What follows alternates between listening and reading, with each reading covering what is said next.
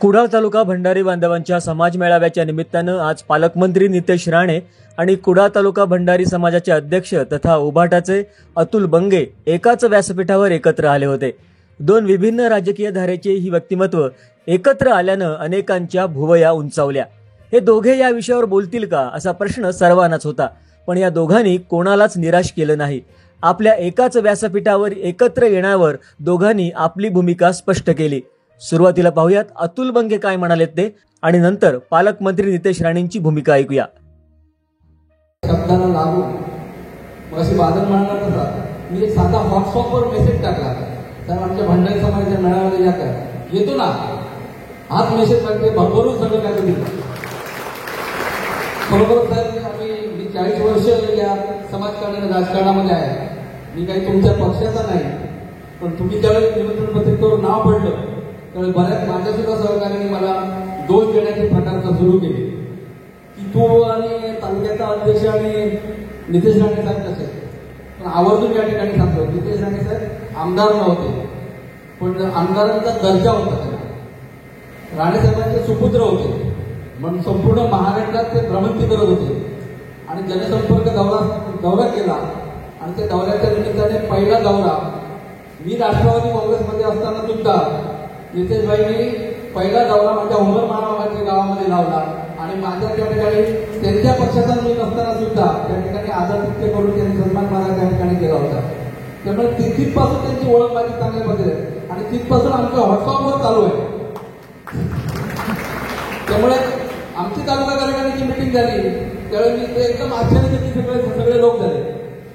त्यामुळे साहेब एक विशेष म्हणजे सांगायचं म्हणजे मी जिल्हाध्यक्ष असताना सुद्धा आमचे मेळावे मोठ्या प्रमाणात झाले आणि त्यावेळी राणे कुटुंबाला कोणाला बोलवायचं असेल, भाजपच्या कुठल्या पदाधिकाऱ्यांना बोलवायचं असेल किंवा आमच्या दीपक केसरकरांना बोलवायचं असेल तर मला त्या ठिकाणी विरोध होत होता।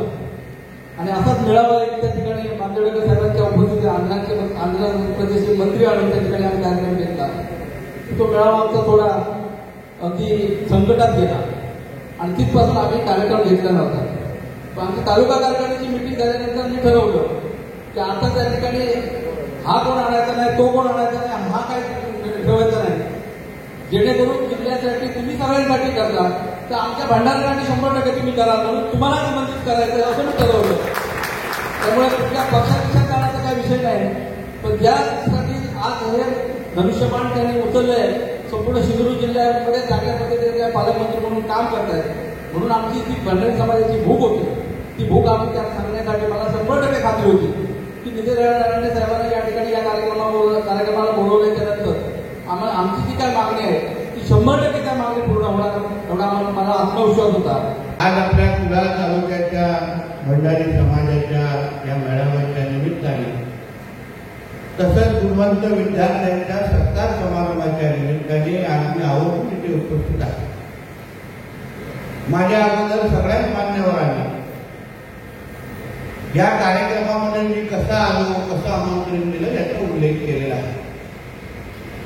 फक्त एका व्हॉट्सअपवर एक मंत्री येतो ह्याचा आपल्या राज्यात आणि देशात आश्चर्य करायला वाटतं, उल्लेख करायला वाटतो। मला वाटतं हाच कळीचा मुद्दा आहे।